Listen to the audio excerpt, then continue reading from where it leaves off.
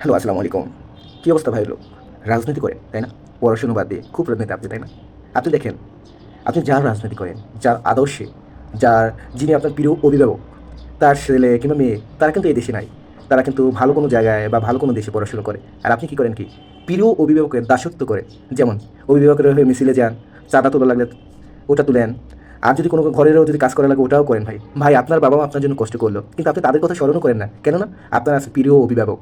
আপনি তার হয়ে কাজ করেন। তাহলে যারা আপনাকে জন্ম দিল তাদের ইচ্ছাতে কোনো দানই দিলেন না এবং তাদের কষ্টে, ঘামে, অর্জিত টাকা খরচ করে বেঁচে আছেন। আর শুধু সম্মান করেন প্রিয় অভিভাবককে। ভাই, দিন শেষে আপনার নেতা ছেলেই নেতা হবে।